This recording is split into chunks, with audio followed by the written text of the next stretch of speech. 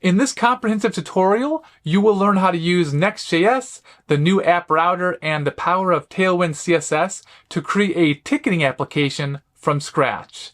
You'll learn how to set up a MongoDB Atlas database and seamlessly connect it to your Next.js app using the Mongoose library. In this step-by-step course, Jake Lower will help you master the art of building web applications with the latest technologies. What is up, freeCodeCamp? Thanks for the invite to the channel. In today's video, we're going to cover creating a ticketing app with Next.js new app router. So this is 13.4 plus. As of recording this video, it's like 13.5 right now, but anything should work. We're going to cover all the CRUD applications and show you how to hook it up to a MongoDB Atlas instance for free, as well as Tailwind CSS for our styling. If you like these kind of videos, don't be shy about checking out my channel as well, Clarity Coders. We have a next auth video coming out very shortly. You can maybe find the link in the description or the comments below. Let's not waste any more time and jump right in. So what we're going to do specifically today is work with Next.js, and we're going to use the new 13.4 app router that's now stable to set up an application, and you can see how quickly we can flesh out a front end and back end all in one application, all at one time. We're going to create this basic ticket app, and we're going to do all of your CRUD functions. So we're going to be able to create tickets, update tickets, delete tickets, and read tickets into our application. We're going to do this with as few libraries as possible, and I'm not going to do a lot of fluff in this project because I want you to see how we can quickly spin up this application, and then you can grow it over time. Let's not waste any more time and jump right in. I'm not going to set up a lot of stuff in this video. I'm going to assume you have Node.js installed, but if you don't, you're going to want to do that first. So you're going to search for Node.js, and you can download whatever the LTS version is right now. So go ahead and download that and install it. That's going to give you npm and npx that you can install your project with. I'm also going to use Visual Studio Code. You don't have to. You can use any text editor or IDE you want, but this has a lot of unique libraries and features that I'm going to showcase as well that make things really quick. So now what I'm going to do is I'm going to use the integrated terminal as well. So I'm going to open up a new terminal window, and I'm going to actually create our project. You can see here that I'm using git bash. The bash shell. You can use whatever you want. Again, you don't have to follow but if you want to follow along and everything looked exact, that's the terminal that I'm using as well down here. So what we're going to do is we're going to navigate to wherever you want to create your folder. So I'm just going to do it on my desktop here. Create next app.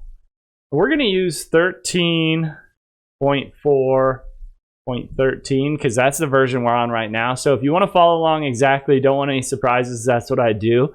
If you're relatively close in time to when this video is released to running this project, you can also do at latest, and that would probably be fine as well. I'm going to do this just so it's for sure going to look exactly and work exactly like we're showing you here in this video. Now you can title your app. You can't use capitals, and this is going to actually create a project folder wherever you are. So whatever we call this is going to create that folder on our desktop. So we can call it ticket app or whatever you want. Let's not use TypeScript, so make sure the blue is on no. We'll use ESLint. We'll use Tailwind CSS. We don't want the source directory. We want to use the app router, and we do not need to customize, so we're going to select no here, any import aliases. All right, awesome. So now it's created our app. So now we should have that folder on our desktop. So we can CD into that, or whatever terminal you're using, it might be different. So we'll CD into ticket app. Cool. Now our terminal is there, and we can actually open that folder in Visual Studio Code as well. So you can go File, and then Open Folder, and then navigate to that folder. Once you do that, you should have something like this. So this is going to be the basic of our project. Everything now is contained within this app folder here. Most of everything that we'll need. So we got our page, our layout, and our global CSS. We'll look at that in a minute. We are going to use Tailwind for this project. So you'll see we have a Tailwind configure that we're going to use. And of course, your package.json that you can see all the libraries that we're using as well. I want to run through really quickly the extensions I use with my project because I do use them and it does help a lot. So the extensions that we're going to use in this project, or that you can use to help, is this ES7 plus React Redux React Native snippets, and it's by DSZNAJDER. It has 9.2 million downloads. What this is going to allow us to do is create boilerplate code really quickly. I'll show you in a minute. So if you want, search for this extension in the marketplace and install it. Another one that we're going to use is ESLint. So if you search for that, it's by Microsoft. This is going to show us errors and linting in our project. You'll see how that works as well. Go ahead and install it. It's very helpful. Shows you problems before you know there's problems, that kind of thing. We're going to use Prettier. Now this is something that I'm, I don't know, maybe it's not the thing that I'm proudest of, but it formats your code automatically on save. It's so freaking handy. So go ahead and if you want to install Prettier as well, so you can get a little sloppy when you're writing your code, and then as soon as you hit Control S, it's going to save and format that code and make it look nice for you. So I use that as well. And the last one that I'm going to show that I use is Tailwind CSS IntelliSense. So this is Tailwind Labs, and it gives you snippets of code. But if you want to follow along exactly, go ahead and install that as well. With that being said, we should have all of our extensions installed. You can pause and do that if you would like. We can open up our global CSS, shrink this down a little. We're going to go ahead and delete everything out of here. But one thing first, if you're using Prettier, I want you to go ahead and hold Control and Shift, and then hit P or whatever, depending on your operating systems. And then we're going to search for preferences in the open settings UI. And from here, we can search for formatter. So you want to make sure a couple things are switched. You want to make sure your default formatter is Prettier. And you also want to make sure it's checked to format on save. That's going to give you the functionality that you'll see on mine in a minute, where when I hit Control S to save, it's going to automatically format my code. So let's go ahead and we can do a little bit of cleanup here. Actually, if you want to, we can open our terminal and actually run our project and see what it looks like. So in our terminal, we can open it up. Make sure you're in the folder. We can do npm run dev. Should give you a URL here. We can visit that. You can also just type this into your browser. We're going to localhost 3000. If you're on the default port and nothing else is running on it, that's what should show up. And here you can see our application has been created and it's running. We're going to chop this down and start a little fresher. So let's go ahead and cut out all of this in the global CSS. We can hit Control S to save. Let's go to our main page here. So this is kind of the first uniqueness of Next.js. So you'll see that we have a page.js. This is almost like an index.html and like old school HTML projects where it's the default page that gets displayed. So this is a page that's going to get displayed when we open up our app. Let's go ahead and cut this down a little bit. So everything inside the return, I'm going to delete. Now we just have this set up. Actually, we can delete everything if you want. And I'll show you how we use the other snippet library. So the cool ES7 snippet library for React, you can do RAFCE, and that's going to give you a default page. If you hit Control-Shift-L, we can edit all these at once, and we can call this our dashboard. Delete out that top React line. We can save this, and now we have our default dashboard set up. Now to make routing super quick and easy inside of Next.js, this app router, we can navigate by creating new folders. So let's create a new folder and we'll call it ticket page. And inside of here, we can create a new file. And let's call this page.jsx. We can rename this and make it .jsx as well. So here, let's do the same thing. Let's do RAFCE, Control-Shift-L. We can call this our ticket page. Delete out this top, and we'll save. So now what Next.js 13.4 is going to do for us, it's going to create routing to this page automatically based on our folder structure. So you'll see that we called it ticket page here. So if we go to our application, you can see it's automatically updated. We got this plain Jane dashboard page now. We can actually navigate out of the box without any other code to that ticket page. And now you'll see we're on our ticket page we created. We can do something else as well. Let's create another folder. Now this is inside the ticket page folder. We're going to use square brackets and we're going to call this ID. So it's open square bracket, ID, close square bracket. Let's put this page inside that folder. So let's move that. So now it's inside that ID folder. So make sure it's set up like that. And now we can do something pretty cool here. So we can destructure params. And then we can use that variable, that ID variable that's going to be in our URL. And I'll show you how we're going to do that. So we will, inside of here, we can do $, like that. Now this ticket page doesn't exist anymore because we moved that page. So let's do / and then we can type in a fake ticket ID like this. And you'll see that it spits out that variable to us. We actually don't have to use the $. I don't know why. I was confusing myself. So we can do it just like that and it'll spit out our variable.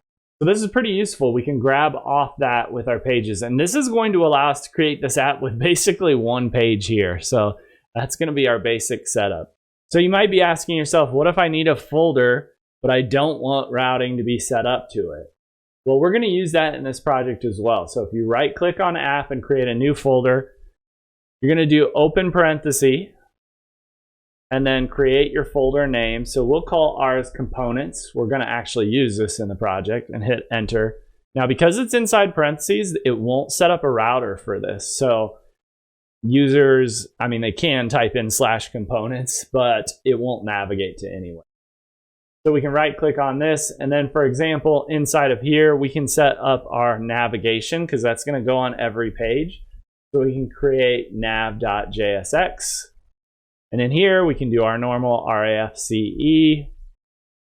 And then we've created our nav page. And it's as simple as that. Now, this isn't going to be, no one's going to navigate to this or anything like this. This is just a component we're going to use in our project. That's the basic of the routing. We're also going to have an API folder that allows us to access our backend, but this will at least get us started here. So let's go ahead and jump into our layout page. Now this layout page is pretty straightforward. The only thing that's kind of unique about Next.js is you're going to be able, as you can see here, to use Google Fonts directly. So you'll see the default project already uses a Google font, sets it up here, and then passes it in. So that's all set up nicely for us. You can see there's some metadata that you can set up. So we can call this our ticket app and change it to generated by Clarity Coders. Something like that, and we got us all set up here. Now, if we want to pull something into this page, so if we want to pull a component in, it works exactly like you would think. So if, for example, we wanted to add our navigation to every page, right now it's displaying the children. So the children are going to be the pages that we're passing in. So if we wanted, for example, our navigation to show up on every page, we could do nav, and now using IntelliSense, you can tab here, and it's going to do the import for you. So I'm going to tab. You'll see nav gets imported above, and then we can do / and then close that. Now make sure you have the nav. If it didn't do it automatically, you got to type that in. Take a look. Now you can see our navigation is going to show up on every page of our project, which is what we would want. Now you can see our navigation there as well. So with that being said, let's start setting up the basics of the front end of our project. So we're going to get it kind of looking like what we want it to look like here. Now I said we're not going to use a lot of libraries, but I am going to kill that terminal and we'll do just a couple library installs here. So we don't have to use images or anything like that in this project. We're going to use a free icon library. So let's do npm install. And let's do @fort, F-O-R-T, awesome slash free dash solid dash svg dash icons space, and we're going to do one more. We're going to do at Fort Awesome slash react dash font awesome. Tell me in the comments, I don't know why it's Fort Awesome at the start of this instead of font. That doesn't make a lot of sense to me, but that's how it is. So type it in exactly as I have here, hit enter, and it will install those libraries. We'll wait for that to finish. There we go, nice and quick. And then we can finish up our layout page here and our navigation page. So one thing that's kind of neat about Tailwind CSS is we can set up our default colors in this Tailwind config.js. So let's go ahead and knock that out of the box here. And what this is going to allow us to do, it's going to use standardized color names that we can create. And then if we want to change things later in our project, we can change it in one spot and it'll push it throughout the project wherever we use that previous color. So right after background image, we can create a colors block here. And inside that, we can define colors however we want. So for our navigation, let's just call it nav. We're going to pass in a color. Now, I just checked out these colors and kind of made something that I thought looked sort of acceptable. I am not a designer by any means, so pick out any color you want. But this is the color that we're going to use for our navigation. Then let's do page. And we'll enter that as well to B3441. This is going to be the background for our page. The background for our cards will be 47566A. We're going to create a card hover color. So this is just when you hover over that card itself, it's going to change to a little lighter shade. That's going to be 4F5E74. We're going to have our default text color for our entire project is going to be just an off-white. So it's going to be F1, F3, F5. Just a couple more here. Pretty simple project, so we don't have a whole lot. We're going to do a blue accent color. This is going to be the button on our form when we create a ticket.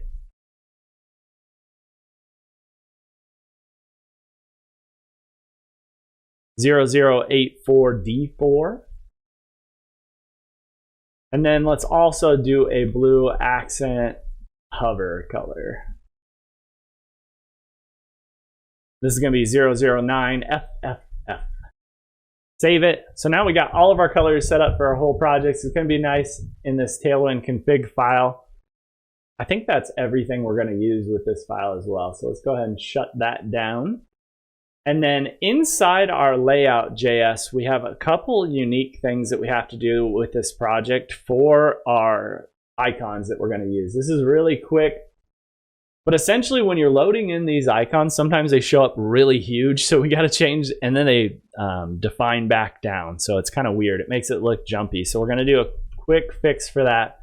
So we're going to import config, and this is going to be from at Fort Awesome slash, and now we want to use the Fort Awesome SVG core.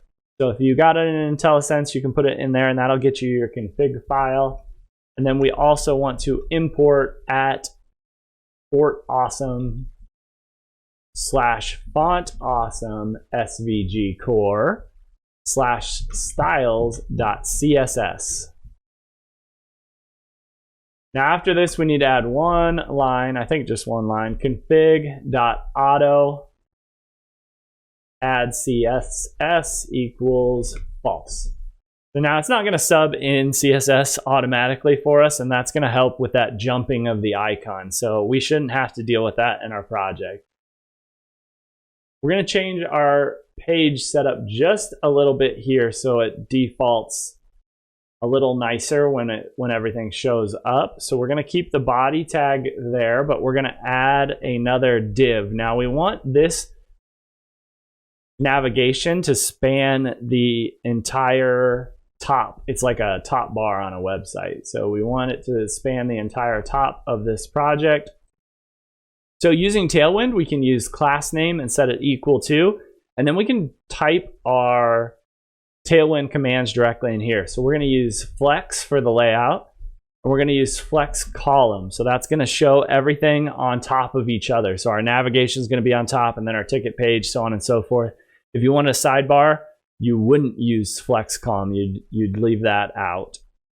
We're going to do H screen, which gives us the full width of the screen, and if you hover over this, or the full height of the viewport, so if you hover over this, you can see the exact CSS it's adding. And then we'll also make it a max screen. So we're going to give a max screen size of that full viewport as well. That should be it there. These are pretty simplistic. Again, I'm not a designer by any means, and I want to keep this as simple as possible. So let's surround the children with another div. So you can see here how I kind of have that set up. Let's add another class name here. We're going to use flex grow. This is going to expand the main page to fill up the whole page. We're going to do overflow Y auto. And now we're going to set up the color of our page as well. Now, if you remember, we set up a variable called page. But with Tailwind CSS, we have to tell it what we want to use that color on first. We want to use it on the background. We're going to do BG dash. Now you can see all the default colors that show up, but we're going to use our custom one of BG page. And you can see our IntelliSense shows a nice preview of the color and everything like that. So that is going to be our background for our page. And we're going to use our text. So this is the color text. And now we can use anything we want here, but we want to use our default, and you can see IntelliSense popping up, default text. So this is going to be our default text color. Now we can save this, Control S, and we should be good. Now if we look at our project, well, we got to spin it up again. So npm run dev in your terminal. See, that's working. Let's refresh this. And cool, you can see our Tailwind CSS has worked. You can see our navigation is along the top. Now we haven't done anything with that. We'll do that next, but you can see it's at least in the right spot. You can see our dashboard below has the right page color on it. Making progress. So let's jump into our navigation and get that structured out as well. Let's go ahead and delete everything inside this return. We're going to use a nav tags like this. And then we're going to use a div inside of that. And there are going to be two icons in here. And then we're going to do a second set of divs below. And this can just be our placeholder for a login system later. Now we're not going to do that in this project, but I have an advanced video that you can check out that will go over that as well, that I'll be releasing soon. This is not my email, so don't email it. I don't know who that is. So this will put a fake email, just a placeholder in our navigation. And over here is where we're going to want to use our links and our icons for our project. So here we can use the link that's built into Next.js. So you'll see here it says next/link. Let's go ahead and tab. And I'll add it up here. Make sure yours is using next/link. That'll give us links there. We have to add an href to this. So we'll add an href. This is where we're going to link. So this one can just go to our home page. So we'll just do /. And then inside of here, let's use one of our font awesome icons. So as we start typing, IntelliSense is going to help me out. Font awesome icon, and you can see it does the import up here. Make sure yours does that as well. And then we're going to add in a specific icon.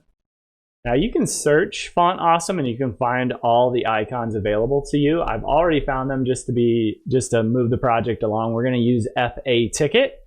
So I'm going to tab here again, and IntelliSense will do the import for me above FA ticket. And we're going to give this a class name. And here we're wanting to define how our icons will show up, but we're going to use this over and over and over again, right, in our project. And I don't want to type this out every time. So we can create our own class name. So we'll call our class icon. And then we can reuse that in other spots. So we'll define that in our global CSS here in just a moment. Let's copy that entire section there and we'll make a new one here. We'll call this our ticket page / new, lowercase.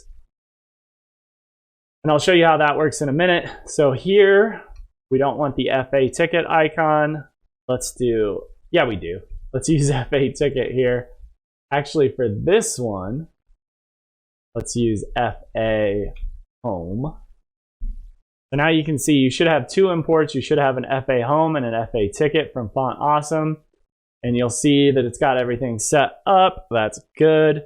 But we haven't defined this icon class yet. So let's go to global CSS. And in here we can set up a lot of our basic rules. Now I'm not going to get into all these, but Tailwind is set up with base components and utilities, and things can overwrite other properties depending on which you're using. So for us, we're going to add to the layer components.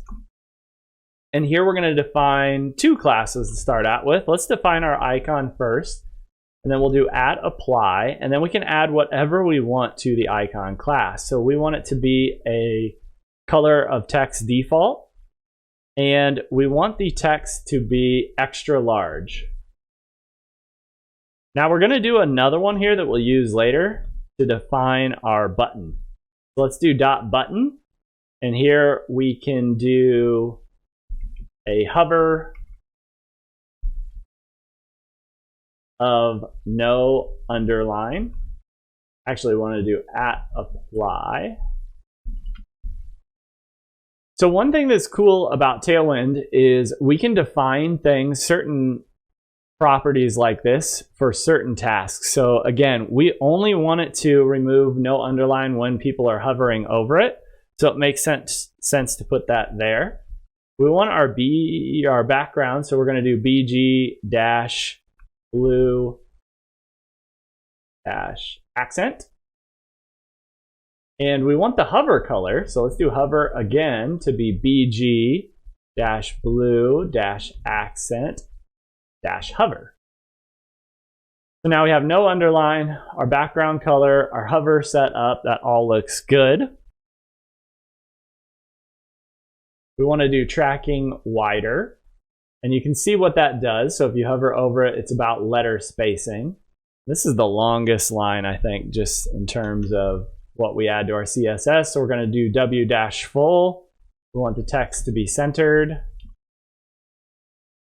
We want the text color to be the same as our nav bar. So we'll do text-nav. We'll do font-bold. We need a cursor that's a pointer. I'm going to use the IntelliSense. Let's make everything uppercase. We're going to do a padding on our x-axis of 4. So this is going to do padding left and right. And 4 is not 4 pixels. If you hover over it, it's actually 16 pixels. A py of 2. We'll do rounded. So this is our border radius is going to be rounded. We'll transition our colors. And one more here. We'll make sure it displays block. So that's it. I know I'm throwing just a lot of stuff at you right there, but basically we're just defining what our button will look like. You can use any CSS for any button that you would like, but we'll get that out of the way now since we're in this file. So we got our icon set up. We got our button set up. Make sure you save this. And then we can go back to nav. We're not going to use the button in the navigation, but it's ready for us now. So we got our icons. Everything looks good there. We go back, you'll see, yeah, that looks, you can start to see it there. It's the wrong colors and the setup isn't great, but at least we're showing up. So let's add a tiny bit of structure here. So we'll say class name again. We're going to use flex. Now this time we don't want to use flex column, right? Because we want it, the icons and the email address horizontally spread on the page here. So we'll do justify between. That's going to space everything equally between. We want our background to be our navigation color, so we'll do BG-nav. And we want our padding to be 4. Now again, I played around with these. You can, I'm certainly not a designer. You can use whatever you want there. Class name for our next div is going to be flex. We want our item centered. These are going to be our icons. And we want a space x4. Now what you'll see here is it's doing some mathematics to get our margins so they can be spaced equally between. So it just makes those icons look a little nicer. And I think that's the basics of what we need. So if we look back, everything looks pretty good, right? We got 2 buttons or 2 icons here. We got our email. This is kind of a placeholder right now. And then we can navigate around. So if we click on the new ticket, you'll see it pulls us to the new page, and you'll see that it's still pulling that ID down. Remember, this is the ID variable that we're passing to that page. Now, if we go home, we're back on our dashboard. And that's pretty much the entire setup of our application. It's pretty simplistic. So we're ready to rock and roll there. Awesome, we should be good.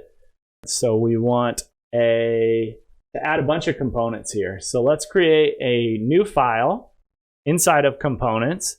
And the first one we're going to create is our delete block.jsx. We can do our normal RAFCE. That'll give us our boilerplate. Cut that out.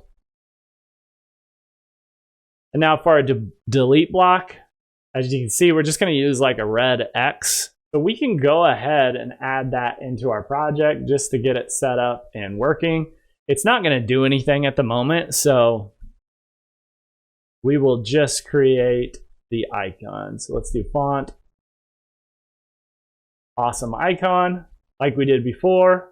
Hate how it did the import. I don't know why it did it like that. Let's do import. Font awesome icon. There, like that better. This will have to have a slash at the end. See, I just fall apart when my IntelliSense doesn't work. Let's do icon equals. Now, I already picked out an icon, so we're going to do FA capital X. So this is literally just the X that you see, the icon that you see. And then we can set up some class names here as well. So let's do text of red -400. This is going to be the color of the text itself. When we hover,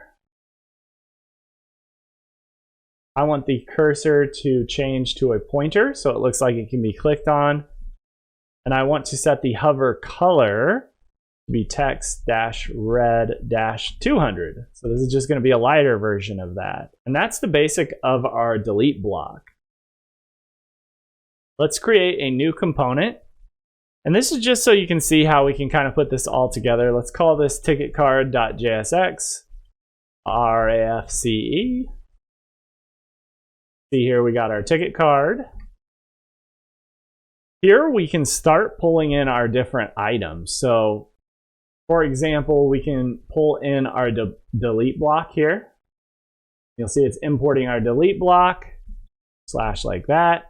You'll see now our ticket card shows up with the delete block. Now, if we go to our project, nothing's going to show up yet, right? Because we're not using that ticket card anywhere, and we're not using that delete block anywhere yet. So then back in our dashboard page here, here's where we can add in our ticket card. That's, again, a component that we're going to import. So you can see now we got our ticket card. So now if we go into our project, you'll see our ticket card is just a red X right now, but you'll see it does at least show up. So you can see how we're kind of using components to pull everything together here. Now, these are components because we want to be able to reuse them, right? Eventually in our project, we're going to have multiple ticket cards. Now, this obviously isn't going to look right at the moment, but you'll see we're able to reuse that code without retyping it or anything like that. All right, so the other parts of our ticket. So we have our delete block. We need our priority display. So let's create a new file. We'll call it priority. Spelling's tough for me sometimes. RAFCE. Get our boilerplate there. Now for this, it's kind of cool. We have the 5 like fire icons, and depending on how hot this project is, no pun intended, is how many are filled up with the project. So we're not going to set any of that up quite yet, but we do want to add in our icons. So let's add in 5 of those icons. Let's say font awesome. Icon imported better this time, so I like that. And for this, we're going to do a icon that equals FA fire. You'll see we did the auto import there as well. Let's get 5 of these. So there's 1, 2, 3, 4, 5. Now prettier, watch this magic, Control S, boom. We're getting somewhere. For our class name, oh, I should have done this first, huh? We can do text-red-400 just for now. So these are all going to be hot at the moment. We can copy that. Well, I should have done this first. Paste it below. Okay, cool. So we got our 5 icons here. Now, just a little bit of styling.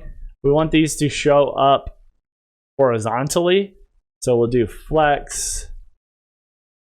We'll put them all at the start. So we'll do justify start, and we want to align them to the baseline of whatever the container is. And then they'll all show up. That looks good. These are going to go in our ticket card as well. Now, these are not set up correctly, but we can at least throw it in here. So we'll do our priority display. Take a look at that. Look at that. Stuff is showing up in our ticket cards automatically. Okay, so let's go ahead and rifle through the rest of these. We got our priority display. We wanted a progress bar as well.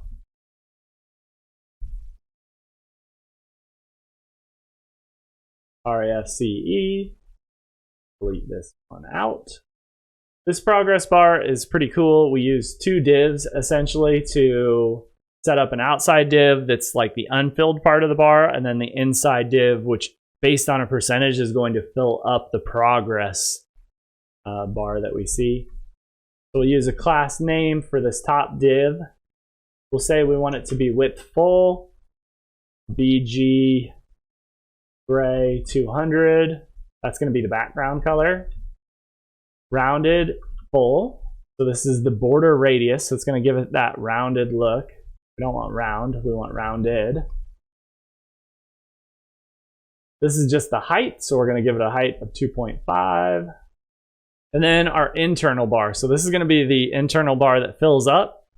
We can use BG blue 600 as our color. Again, you can play around with these. The same height of 2.5. And we want it to be rounded dash full. Now we're also going to use the style variable here. So we'll use style.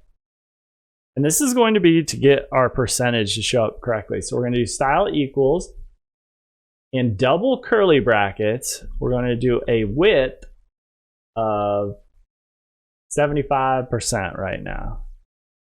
So we're just hard coding in these values. We're going to pass dynamic values in a minute, but this is, you can kind of do it however you like or however you like to set up projects, but I like to kind of get a look or feel without using the database data to make sure everything works, and then add the rest of that in as we progress. But this should be good here. Back in our ticket card, we can do progress display. Cool. This one probably won't show up right because, yeah, it's just going to fill up everything at the moment. We'll get that adjusted in a second. It would help if I spelled width right as well. Width of 75. So now you'll see it shows up okay. It's not formatted correctly, but you get the idea. Our next component, we need a status. So we want to do started, done, or not started. You can do whatever statuses you want as well. But inside here, we're going to do a status display, do .jsx. You know how to do this, RAFCE. Let's use a span for this. So we're going to use span tags. And inside here, we're going to do some formatting to get kind of that rounded look. So we're going to use inline, block, rounded, full. You guys are probably going to be like, you round too many of your corners. I'm not a good designer, like I said. So if anyone wants to help me out, join the Discord and let me know. You'll help me style my next project. We'll do text extra small, font semi-bold, text -gray -700. And then we're going to hard code a color in here. So depending on the status, it's going to be colored different. But for right now, we can do the done color, which is going to be BG-green -200. And then, of course, we're actually going to have the status in here. So something like that for now is fine because we're using the green color. But eventually, this will be dynamic. Then in our ticket card, we can add in this status display as well. Awesome. Yeah, I think that looks pretty good. Let's go ahead and maybe format up our ticket card a little bit so it looks a little more like our end project. So we are going to have an outside div around everything. So let's leave that and let's set up our class for this. So it's going to be flex. We're going to build it vertically. So I'm going to use flex column. The background color we're going to use, so BG card, we're going to do a hover on this because you can click on them of BG card -hover. Remember we set that up before. We're going to do rounded of medium because you guys know I love rounding those corners. Shadow of large just to give it a little drop shadow. Padding of 3 and a margin of 2. Now on top, we have our priority display and our delete block. I just have these in the wrong order. So let's put our priority display on top.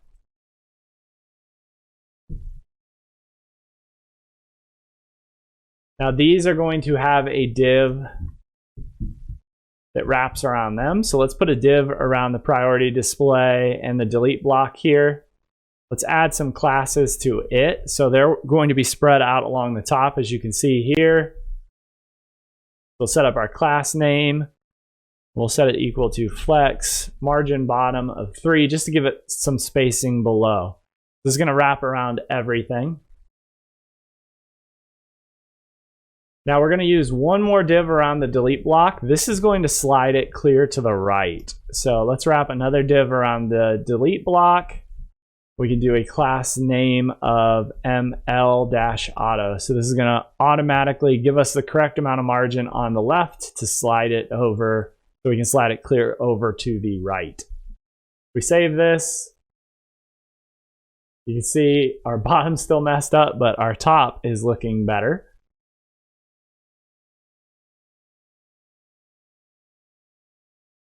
Now the next thing I want to do is I want to set the H4 tag, and this is going to be the ticket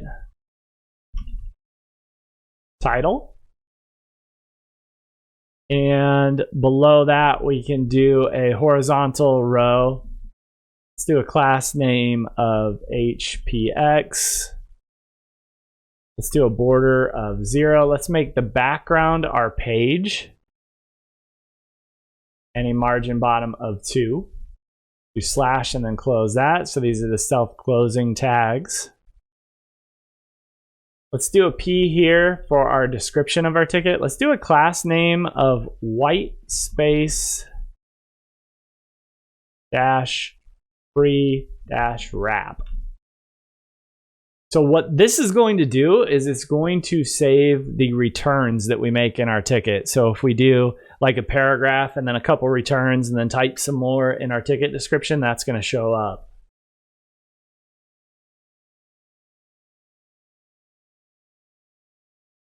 Okay, so that's good enough for our ticket right now. If we look, we'll see, yep, we're getting closer. Now you might wonder, why does your H4 look exactly like the P tag? Well, remember we deleted out all of our styles, so those aren't styled at the moment. It's So if we wanted to fix that, we could go back into global CSS and we could set up some of those default styles. So the one thing we want to do here is we can create an @layer base for our H1 comma. We'll do H2, H3, and H4. These are the ones that we're going to use in this project. We can do @apply font -bold. So this is going to give every one of these bold font. And then for the individual sizes, we can do H1. We can do @apply text -4XL, for example. Let's copy that. We'll do H2, H3, and H4. We can do an H2, H3, H4. For this one, we can do 3XL, 2XL, and XL. Great. Now for our P tag, let's do @apply text -SM, and let's do text -default text. Make sure it's colored correctly as well. So now we should have everything done there. If we go back, you can see our ticket title is better. And our P tag is formatted as well. So that all looks fine. Now we can go back to our ticket card. Close out of some of these. I've gotten a little messy. Go back to our ticket card. Let's continue formatting this. So below our paragraph, this one you're going to have to trust me for the moment. We're going to do a flex-grow empty div. So what this is going to do is it's going to make sure that all the ticket cards are the same size regardless of how much font they have inside of them. Just a preference thing. If you don't like this, you can remove it, but I think it looks good with them all being the same size. We'll do another div here. Now this is going to wrap around our progress and our status display. So start the div there, end it here. Let's do class name. For this one, we want to do flex. Let's do a margin top of 2. That will look good. And then the progress display, we're going to put a div around that.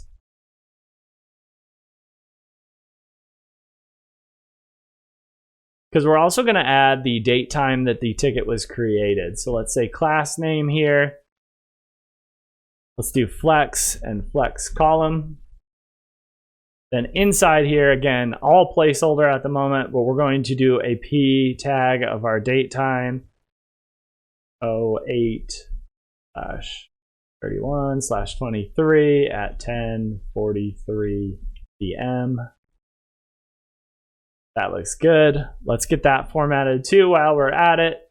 This one's going to be on the left side. So let's do this of a text-XS. So a text of extra small and a margin Y of 1.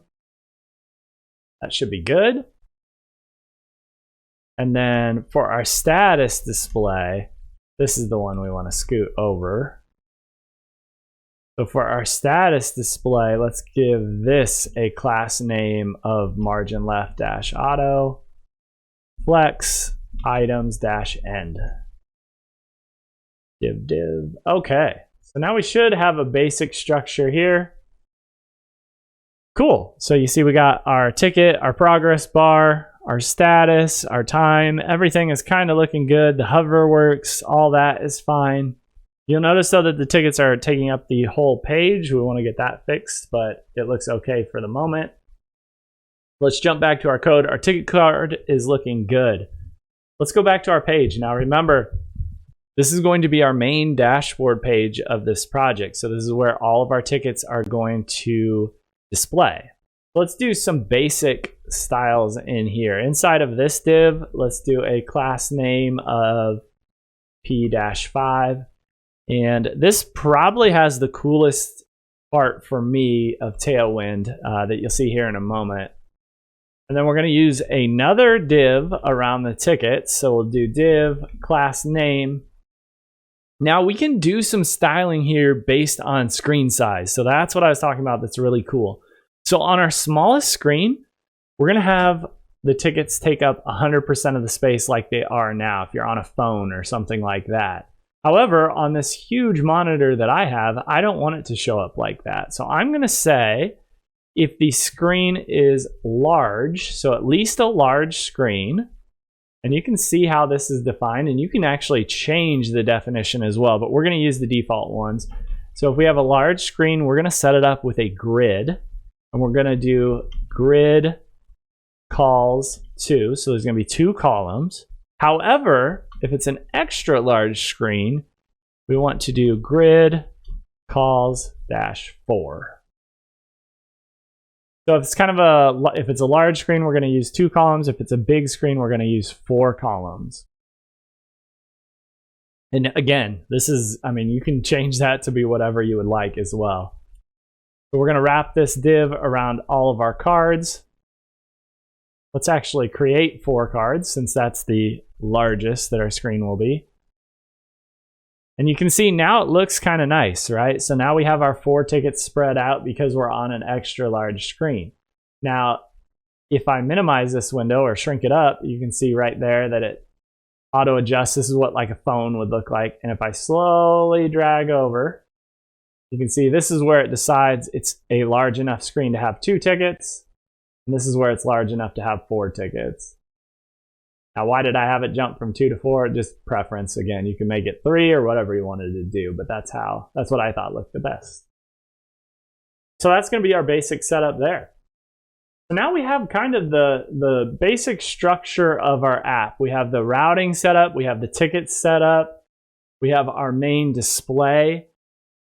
The thing we want to do next is to start looking at setting up our database. So we're going to use MongoDB Atlas. This is a free to set up, so you shouldn't have any issues there. And I'm going to kind of walk you through that process as well if it's new to you. I'm also going to use Mongoose. So what Mongoose lets us do is in MongoDB, we don't define types like you do in a traditional relational database. So you don't say that the title has to be a string and that the priority is 1 through 5, like a number. You can't define things like that, but Mongoose allows us to have that data integrity. So I really like that as well. And it also actually kind of makes setting up and connecting to the database a little bit easier. So let's go ahead and kill our server. This is just so we don't forget here, or so I don't forget. Let's go ahead and add in those 2 packages. And this might be it for us too in terms of packages. So let's npm, let's do MongoDB, and then let's also do space Mongoose. You need to do npm install space, and then those 2 libraries. So this is going to give us the packages that we need here. That should be all set up. Now we can actually create our MongoDB. So you can search for MongoDB Atlas maybe. MongoDB Atlas, we'll click on that first link. Go ahead and sign in. Now I'm going to skip through this part, but you can sign in. You can use your Gmail, or you can create a new account, whatever you want to do. You can do it for free. So go ahead and sign in and sign up. Now once you've signed in, you'll accept the privacy policy or whatever you need to do there. It might ask you some questions. I'll buzz through that. When it gets to this screen, we can go ahead and fill this out because we are going to use it. So if you already have one set up, you can, we can even hit, I'll deploy my database later. So you should look at this screen no matter what. You might have came to that preview one, or if you already have signed up before, you might come to something that looks like this. But at any rate, we need to create a database cluster. So what we're going to use is the M0, which is the free version. You see it's running on AWS. It has a name, everything like that. We can leave all that defaulted. Let's go ahead and hit create. We're going to need a username and password eventually. So you're going to want to set that up. I'm going to go ahead and change mine to admin. You can leave that password as it is as well. but we do want to save it. So let's go back in our code, and just as a placeholder for right here inside the ticket app itself, not inside the app folder, let's create, actually click anywhere in this blank space, a new file, and let's call it .env.local. This is a special file that Next.js is going to pull in for our environment variables. Now paste your password in there, and maybe paste your username as well above it as a placeholder for right now. So we'll go ahead and create that user. Where would you like to connect from? So you can add your current IP address here. It's already been added. We might actually do a change to this as well, just to eliminate any problems, but we can go ahead and finish and close for now. Then go to overview. That looks pretty good. If you want to open this wide open for right now, just so you don't have any problems, you can go to network access down here. Now, I don't recommend you do this for every project, but we can add another IP address, and we can allow access from anywhere, confirm. So now we're going to have no problem connecting to it. Now click on database, and we're going to go back here. It's probably still deploying our database at the moment. Once it's done, we don't want to add a tag. I'm just going to hit OK there. Once it's done, you'll see cluster 0. It has a little green thing next to it. You can think of a cluster as a collection of databases. We're not going to have multiple databases. We're just going to have this one. Then we can go to Browse Collections. Now here we can go to Add My Own Data. We can enter a database name, and then we can also add a collection name as well. So in ours, for example, we could call it ticket DB. And our collection, let's call it tickets, plural. Hit create. So that should be good. Now we could add fake data here. We could go back and create it and kind of import it. What I'm going to do is we're going to leave this set up as is. We're going to go back and connect to our database and then create the model of our data. So what our data is going to look like. And then we'll just start adding data into this database and see if we can get that working. So let's go back to overview here. Go to connect. We're going to hit this top one, Node.js, Go, drivers. And then here you'll see our connect string here that we can steal. So let's copy that. Go back to our code. And in our code, let's actually create our connection variable. So let's go MongoDB underscore URI equals, and then we can paste in this little snippet here. Now, if you have a different username, you need to change this username. Mine was admin, so I'm not going to change mine. And then your password, obviously you're going to use your password. I'm not going to leave mine running, so I'm going to delete that out. And then you can delete this stuff below.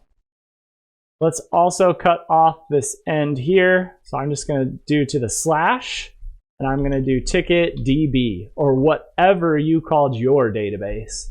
So again, you got to use your information here. But if we go back to collections, you can see what you called your database as well. So I called mine ticket DB. Awesome.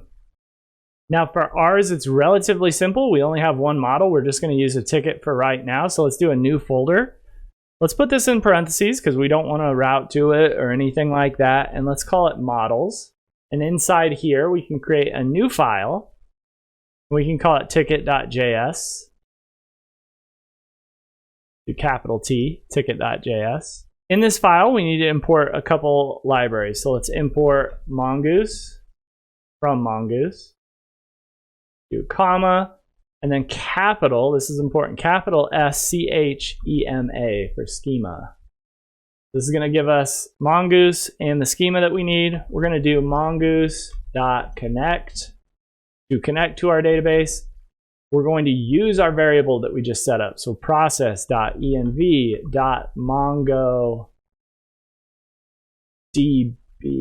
mongodb underscore URI. Brain locked up, couldn't remember what I called the variable. So make sure this is the variable that we set up in the .env.local. We're going to get a .promise. We're going to use our global .promise here. And now we can define what a ticket is. So here we can create our ticket schema. And this is going to be what sets up our data integrity as well. We can count on a ticket being created a certain way. So it's going to have a title, which is a string. It's going to have a description, which is a string. It's going to have a category, which is a string. It's going to have a priority, which is going to be a number. It's going to have progress, which is a number. Status, which is a string. We might even want like an active flag, something like that. That's a Boolean. So like a true or false. That's later if we wanted to have like an archive functionality or whatever it might be. Now we're going to do comma, and we're also going to add timestamps true. So the timestamp's true. That's going to give us a created at and an updated at date. So it's just going to be helpful to our project to have that in it as well. So now that we have that, we can create a const ticket and set it equal to mongoose dot models. Make sure that's plural. Dot ticket. Or so that's going to be if it exists already. So if it exists already, we're going to grab it, or we're going to create it if it doesn't exist. We'll do ticket schema like that. Export default ticket. That's it. Pretty easy. And that's all we need to do to get our database hooked up, connected, and all that jazz. Now we can go ahead and start creating our API. So as you might guess, we're going to use the app folder again. We're going to create a new folder and we're going to call it API. So this is going to be how our application is going to access our database. We're going to create a new file inside of this, and this is called route.js. Now the file name is important here. So we're defining this as route.js. So Next.js knows that it's a API call, so that we're going to reach out to our database. So in here we can define our functions just like we would with get, post, delete, whatever we might need. We are going to use our models. So let's do import ticket. Now look, it's models. It's going to import it from our folder, all that jazz. That looks good. And then this one's important because it's a little weird. Let's use next response and make sure this comes from next server. And now we can create our first function. So the first thing we want to do with our database in particular, we don't have any tickets in it. Typically you might fill it with dummy data or whatever you want to do. I'm just going to create something to help us add tickets, and then we can test it that way. So let's do export async function post. And let's pass in requests. So we're going to do it just like that. And in here, we can define our post requests. So posts are going to be how we create tickets. We can do all these inside of a try catch just to make sure we don't have an error. If we do have an error, let's go ahead and define that first. We can return that response. So let's return next response.json. Inside of here, we'll say we want to pass a message back. And that is error. And then we also want to pass back our error as well. We can do a comma after this curly bracket and pass a status code as well if we would like of 500 because it failed. Okay, so that's going to be our error. And this is actually, you'll see how super easy this is. So to create a ticket, we're going to get a request, and that request is going to have ticket data on it. So we're going to create a form that allows people to add data, and they're going to attach it to the request, and then we're going to pass it to the ticket. And we'll create that next so you'll be able to see it. So we're going to create a const for our body, and we're going to set it equal to, and we're going to await whatever was on request.json. So we're going to grab off the body data, and using that ticket data, This is the variable that we're going to call it. We'll call it form data. We haven't created it yet. We will. We'll call it form data. We'll assign it to ticket data, and then we're just going to create the ticket. So we're going to await ticket.create. This is a Mongoose function, and we're going to pass in our ticket data. And that's it. Then it will create the ticket for us. Now we also probably want to create a response as well. So we'll do return next response. The message that we want is no longer an error. So we want this to be ticket created. We can delete out this error. And we can pass a status back of 201, which I think is object created or successfully created or whatever. So this is all of our post function. Now again, we don't have any way in our UI and the user interface now to get that data and create the ticket, but this is the back end setup for it. So with that being said, let's go ahead and create our form that's going to allow us to create tickets. So let's open up components. Let's create a new file, and inside of here we can do edit ticket form.jsx. Actually, we can simplify that. Let's just call it ticket form.jsx. RAFCE. We're going to do a couple imports in here, and I want to make sure we get them right. So let's go ahead and do those. Let's do import use router. Now this is the weird one. So if you do the default one, it's next router, and that's not what we want. So we want next/navigation. And then below that, we want to use import react use state from React.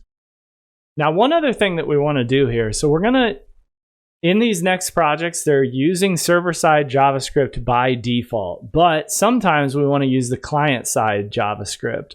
So in this case, we want to use client-side JavaScript because we're going to use forms and have actions based on it and different things like this.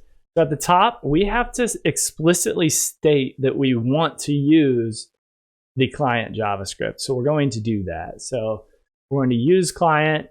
Now for our ticket form, this is pretty simple. We're going to set up our ticket, and we need some default data out of the box. So our starting data for our ticket is going to be starting ticket data like this. We can set it equal to, let's give it a title of blank, a description of blank, a priority of blank. Oh, don't forget your colon there. A priority, not of blank, a priority of 1, a progress of 0, a status of not started, and a category, hardware problem. These are my categories, so you can do whatever you would like. So this is going to be our starting ticket data. And then we're going to use that to set our state. So this is going to be a state managed form. So every time they change something, we're going to update the state and keep track of that so we can pass that data eventually onto our API to create the ticket. So let's use const form data. Remember, that's a variable we used in the API eventually. And we'll call set form data. We'll set that equal to use state. And then we're going to pass in the default state, so the starting state here. And the starting state we defined above in the starting ticket data. This is going to give us the setup for our state out of the box. Now we want to return our form. So we're going to have a form here, something like that. We're going to have a div. Let's do some basic styling here. Let's do a class name of flex, justify, center. I'll just center our form. And then inside of our form, we can start getting things set up. let's have an H3, and this will just say create your ticket. This is also going to be our update ticket page eventually, so that's going to be dynamic here in a moment, but for right now we'll leave it like that as our H3. We'll do our first label of title, and then let's do our first input box as well, and then we'll do some quick styling here. So let's do input, let's do ID equals title, name equals title, type equals text, on change equals, we don't have this yet, curly brackets, let's do handle change. Let's make this required, so required equals true. And the value equals form data dot title. Then we'll do slash self-closing here. Now you see that auto-formatted everything for me. Nice and pretty. Now we don't have a handle change. That's an issue. Let's go ahead and set that up real quick. Let's define it up here. We'll do const handle change. It's going to get an event. We'll pass that in. We're going to get the value that we want to change from e.target.value, like that. And then we're going to get the name of what we want to update from e.target.name. Now we need to set our form data. Remember, we're going to use this state function that we defined. We do set form data. We're going to pass in our previous state.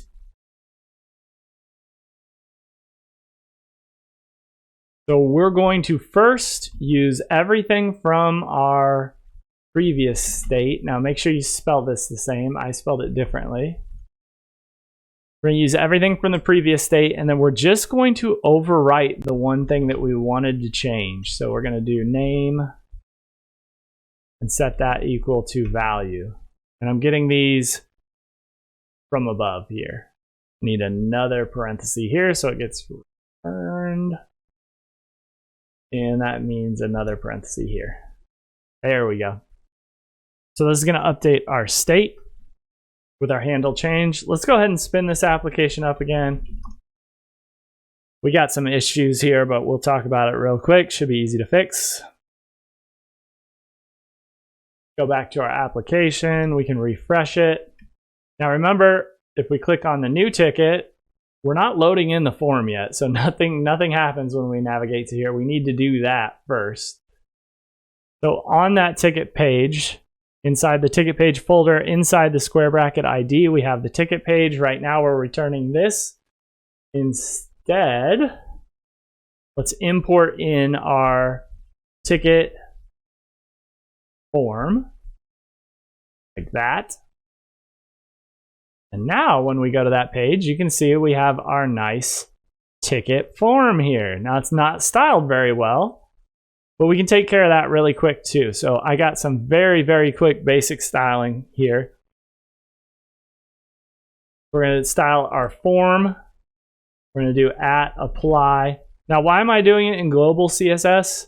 Well, if this is a real project, if this is something that you're going to grow, and we might even continue to grow on this channel, you want to be able to reuse this, right? So I want to set up the styling for our forms. So for the most part, if we want to do another form, it's ready to use out of the box. So labels will do margin top of 4.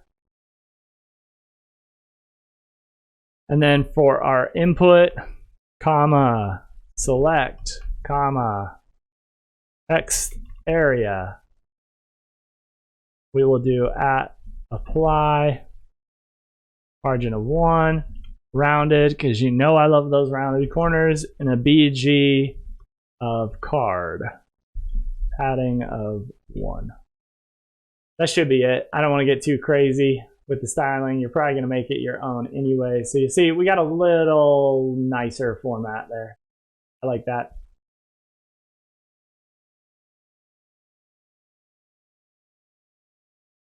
Let's go back to our form. So now we're back on our ticket form page. I apologize for all the tabs open. This is actually how I code too, with all these tabs open. So go back to our ticket form. Let's get the rest of this fleshed out, and then we can start adding tickets to our database. So on our form, let's go ahead and add a few styles to this as well. Now, why aren't these in the global CSS? They could be. You know, they're kind of specific, so you might not use these on every form you use. So that's kind of where I draw that line, but it's totally up to you. These could go in the overall form as well. So we'll add a method as well. So we want to post our data. And then on submit, we want to create another function called handle submit. And we'll use that. Now, if we save this, it's going to freak out because we don't have that yet. So up here, we can do const handle submit equals something like that. This might be the farthest I've ever gotten coding without using a console.log, but we'll just have submitted for right now as we create our form out here. So we should be good. Everything should be created now. Let's copy all of this. So we're going to copy the label and the input, paste it below. Let's call this description. Description. Paste. Paste. That all looks good. The type is going to be different. Well, actually, the input is not an input. It's a text area that we're doing this time. So we don't need the type. We got the ID, the name, the on change. We're still saying it's required. The value is correct. We can make the rows however many we want. We can set rows equal to 5. That should be fine. Now let's take a quick peek at this just because now we have our form, the class flex and all that jazz. So now you can see it's starting to look a little nicer. So that's our description. Let's do our categories now. You can dynamically populate these eventually. You can hard code them. For right now, we're going to hard code our categories. We'll do another label. Inside of here, we can call this category. We're going to use a select. And inside that select, we're going to give it a name, which is category, a value, which is form data dot category, an on change of handle change. So we coded that up dynamically so we can use the same for everyone here. That's going to be our select. Now we just need our options. So for our option, we're going to have a value, which is equal to, now for example, what do we say our default was? Hardware problem.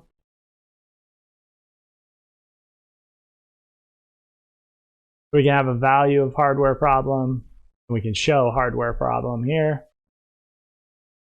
Now let's copy this. Let's just give another, maybe 3 categories.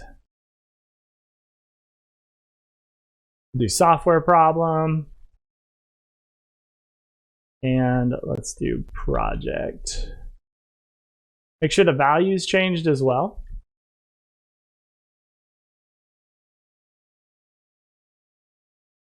Sometimes these are different, so you might want something displayed differently to your user than the actual value, so that's why you have 2 options there. Look at this, you'll see our drop down is nice, that works. After this, let's do our label for our priority. We're going to do a div around all these so they show up in a horizontal line. We'll do input We'll do an ID that equals priority 1, a name which equals priority, a type which is radio,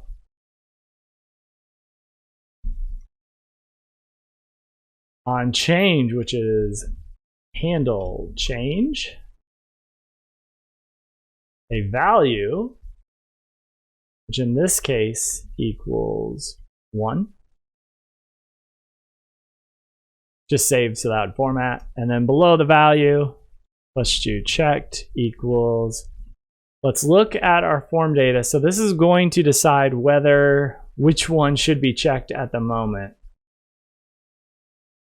So if our priority equals 1, so I'm using 2 equal signs here. I'm using 2 equal signs for a specific reason. I want it to not care about the type. So I want it to check it if 1 equals the number 1, and I also want it to check if 1 equals a string 1. So that's why I'm using 2 equal signs as opposed to 3 there. So that all looks good. And then we just need a label below that, and I'll show you why here in a minute, of 1. That all looks good. Let's copy that, paste it below. Now starting with this, we're going to go 2 for the value, 2 for the comparison, and 2 for the label. This will be our 3, 4, 5. Let's slide up. Here's the last 2. So here we're going to do our 1 is going to be changed to a 3, 3, 3, 3, 4, 4, 4, 4, 5, 5, 5, 5. Cool. So now we should have all of our priorities done. Let's go ahead, before we look at it, let's just do another one here. Let's do label for our progress.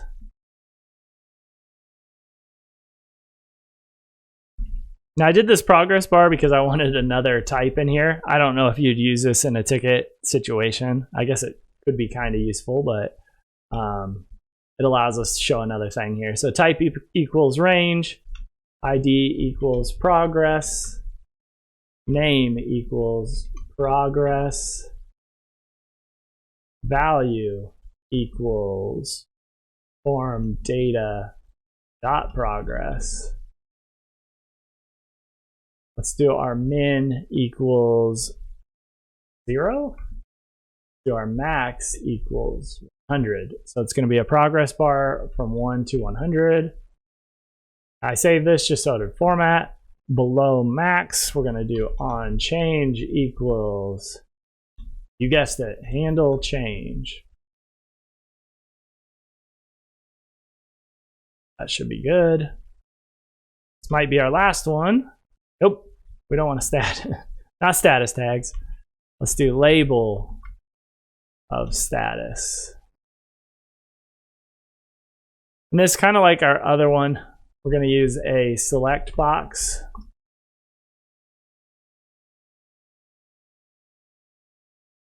Inside the select box, we have a name of status.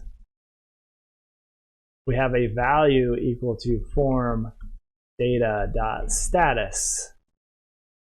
We have an on change, handle change. And then we have some options. So, first option has a value. We'll do not started. Now we can do this as kind of an example of how this could be different, although not much different. So here we could do not started with capitals, and here lowercase, or whatever you might want to do. The second option, third option. This one we'll do started. Started. This one, let's do done. Done. That's our select box. And then finally, we are here. Let's do our input type equals submit. Class name. Now, luckily, we already typed all that, right? btn. And the value equals. This will be dynamic in a little bit. So it can be update ticket, but for right now, create ticket. Okay, let's take a look at what we got. Cool. So depending on if you want this button wide or not, that could be different. But other than that, it looks pretty good. Make sure everything works. Looks like we can select stuff, change stuff, type. That looks great. If you wanted to change this button to look more like a smaller button, you could do like a max width of extra small or something. If you go here, now it's more like a button. Doesn't particularly matter to us, but if you wanted to change it. So what we're going to do next is we're going to actually hook this up, and then we will create our first ticket in the database. So let's see if we can get a ticket actually submitted. So let's scroll up. And we're going to edit our handle submit here. Let's go ahead and delete that out, the console.log. We're going to get an event, so we'll pass in E. We're going to prevent default. So the first thing we want to do is we want to prevent the form from doing its normal default behavior. So we don't want the page to refresh or anything like that. And then let's create a constant for our response. We'll set it to await fetch. We're going to go to our API, to the tickets folder. Oh, we didn't create a ticket folder. So our API, we should actually create a folder for that. Because eventually we're probably going to have more than just tickets in our applications. You're going to have users or whatever it might be. So let's create a tickets folder. Let's move this route inside of that folder. So go ahead and move it. Now we got a route inside of tickets. So we'll do await fetch tickets. This will be our URL that we're accessing for this post method. So we'll say our method is post. Our body, we need to pass the data to this post method. So we'll do stringify, and then we'll pass in our form data.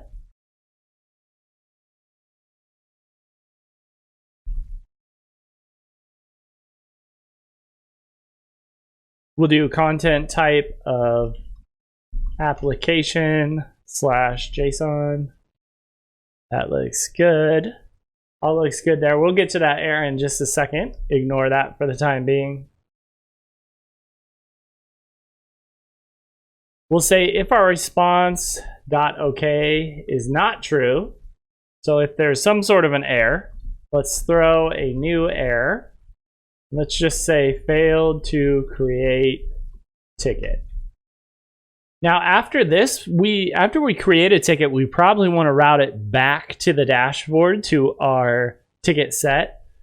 So here is where we need to use this use router that we defined above. So let's create a router. So let's say const router equals use router. And then here, down below, so this is going to throw this error. If not, if it doesn't throw that error, then we want to use the router to refresh the page, and then we'll use router.push to push us back to the default page. So that all looks good.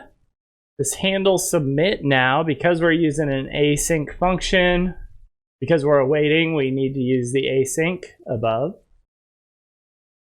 Save that.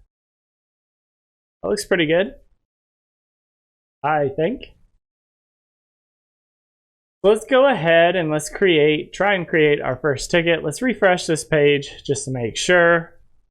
And we'll say I dropped my PC. Please fix my PC. I dropped it today. I will be awaiting your response. We'll say this is a hardware problem. Give it a priority of 2. Not started yet. Create that ticket. And it threw an error. Let's see if we have anything.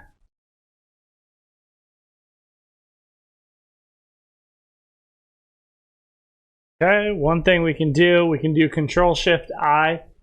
This will bring up our console here. Status of 404 not found API tickets. That's probably because of how we had it structured, and I kind of moved things around there. So inside of our API folder, there's tickets, then we have our route, the post route inside of it.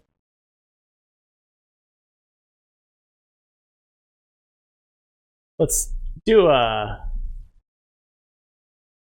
console.log here and see if that hits. We're inside the tickets folder. Go back to ticket form. Forgot a slash here. Let's add that slash back in. Leave everything the same. This import is now different because we moved that. So we need two dot slashes to go back up 2 directories. All this is because I didn't structure. Go back in our route. So for our route, we're going to add another dot slash.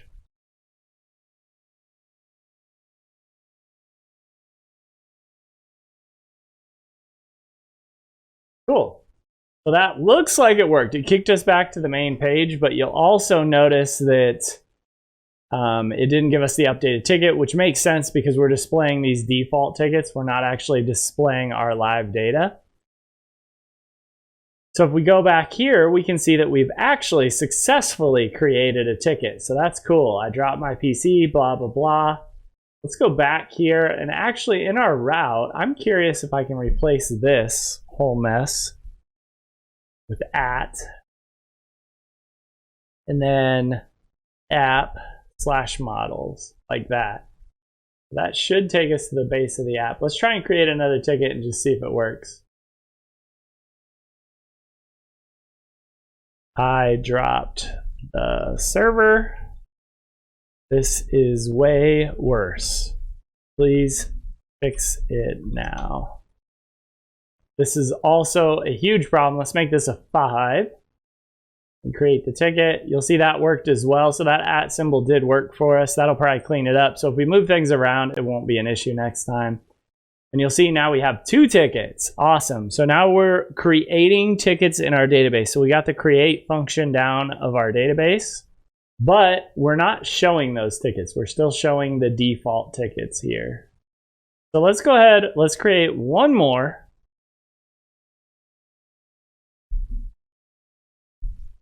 Create a map of our whole network.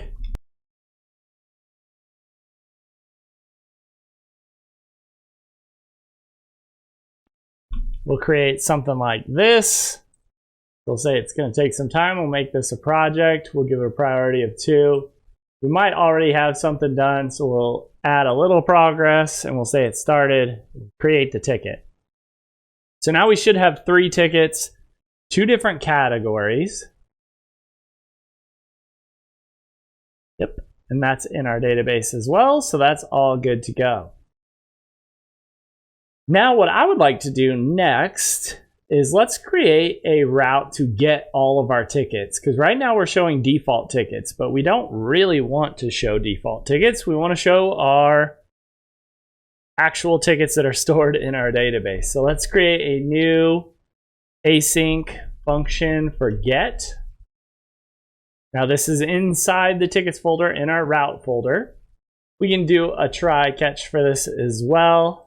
Our catch can be the same, so I'm going to copy that, paste it. So we got our catch. And then here, to get the tickets, we're going to do const tickets equals await ticket dot find. We're just finding all of them. You could do some filtering here, you know, only find open tickets, only whatever, but we're not there yet, so we're going to keep this the same. And when we do that, we want to return a next response. Instead of this, we want to return our tickets, and we'll give a status of 200. That's it. Pretty simple. So now we should have a way to get our tickets into our project. And let's go to our main page. So inside the app, now this can get a little confusing because we have multiple pages, but inside the base level app where we're displaying our ticket cards, let's open that up. And the first thing I want to do is create a create a variable to get our tickets. This is going to be an async function because we got to wait for it. We don't need to pass anything to this one, right? Because we're just trying to connect and grab out the tickets. This will be a good look. So let's create a const for our response equals await. Let's fetch our tickets. This time we're using the server. We're not using client side, so we have no use server up there. So we need the full URL, I believe. Do API. Make sure this is capitalized tickets. So this should get our response. Do a comma. Inside here, we just want to mention that we don't want to store this data. So every time this runs, we want to check and see if there's new data inside of this. If there is, we want to return that response like that. And if not, we can console.log out our error. You can make this a little more descriptive. Failed to get tickets. That looks great. So now here inside of the dashboard, we need to actually use that new function. So let's destructure tickets from await get tickets. This dashboard needs to be an async function. We'll await get tickets. So now we should have our tickets. Now I want to map over and get all the unique categories we have. So I want to kind of separate out these tickets by category. So by software, by hardware, and by projects in our case. We don't have any software yet, I don't think, but we might in the future. So let's get all of our unique categories. Let's set that equal to an array. What we're going to do is we're going to destructure a new set. So what set's going to do is it's going to take all of our results and it's going to remove the duplicates essentially. So we're going to do tickets.map. We're going to destructure our category, singular. And then we're going to return each time that category. So all we're going to do is we're going to map over all the tickets, and every time we have an individual ticket in our list of tickets, we're going to grab out the category and we're going to return it. Then we're going to pass that to a set. So what that's going to do, it's going to remove the duplicates. So now inside of here, in our case, we should have hardware problem and project as our two unique categories. We shouldn't have software because we don't have any tickets yet that have software. So now inside of this, we can delete out all of our placeholder ticket cards. So inside here, let's do another div. And below this div, we're going to say if we have tickets, so if tickets is available, we want to take our unique categories and we want to map over those. For each unique category, Now make sure this is singular, so unique category. We're going to get the unique category, and we're going to get a category index. Every time we have that, we're going to create a function. And every time we have one, we're going to create a new div, opening and closing.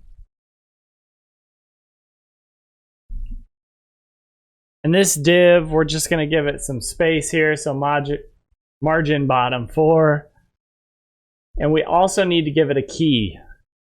So we're going to set the key equal to our category index here, just like that. So this is going to give us, whenever we're mapping over, we need to give it a unique key, a unique identifier. So that's why we're passing in that category index.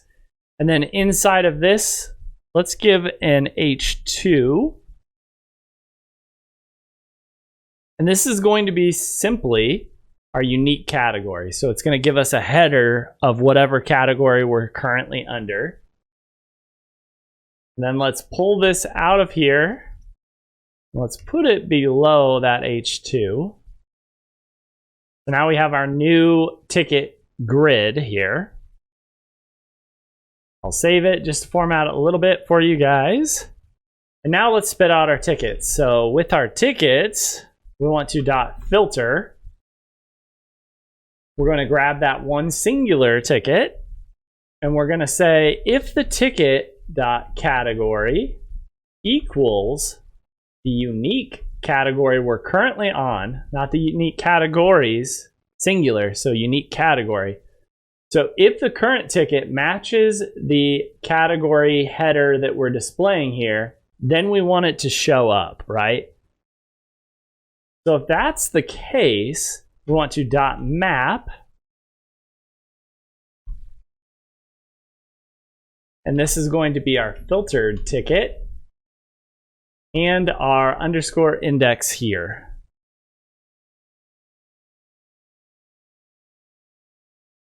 Now, what we can do, now once we get to this point, we know we have a ticket and we know it matches our current category. So now we can pass our ticket card like that. But we also need to pass some more information. Remember, our ticket cards are static right now. We're not passing in any actual data. So we want to give it an ID. And the ID is going to be underscore index. And the key is going to be underscore index. And we're also going to pass it the ticket information, which we'll call ticket. Pretty easy.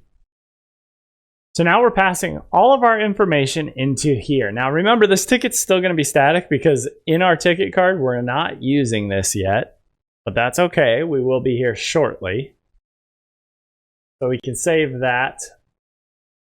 And we don't want to pass ticket here. We want to use this filtered ticket. I could tell because it was grayed out. We want to get just our filtered ticket. That would have been a weird bug later. And you can see now, although the ticket information isn't correct, you can see it's updated to fall under hardware problem or project, and we have 3 tickets, which does match the amount we entered. So we're getting closer. So now we're actually passing this data to our ticket card. We need to update that ticket card to utilize that information instead. So if we go to our ticket card, now we're being passed a ticket to this. So we can destructure. You're going to use your curly braces here. And we're going to destructure that information. And then the first thing we want to do is priority display. So for priority display, we want to now pass in our priority that we want to use. And we want to use ticket.priority. So now inside of this priority display, we're going to utilize this new one instead of hard coding it. So what does that look like?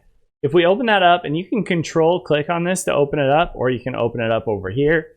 I'll control click. If you open this up, now inside of our priority display, we can destructure the priority that we were just passed in. Now with that priority, we can dynamically edit these so they're not always all red. We want to use that priority value. So if we want to do that, we can switch these to backticks. Let's switch these to backticks. And then I'm going to wrap it in curly braces. So now we can add variables inside of here.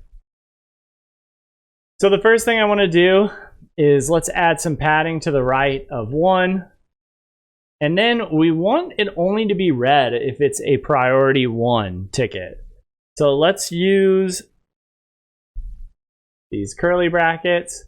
And we're going to say if our priority is greater than 0, if our priority is greater than 0, we want this ticket to be red. Otherwise, we want it to be some other color. So let's get this just so it's a little easier for you to understand here. Okay, so we got a conditional statement here. So if this is true, this first quotation mark is going to happen. So we want it to be red. If it's not true, then we want the text color to be slate 400. So this is just going to be like a gray. So hang with me here. This is a little bit different, but let's copy all this and let's replace all of these.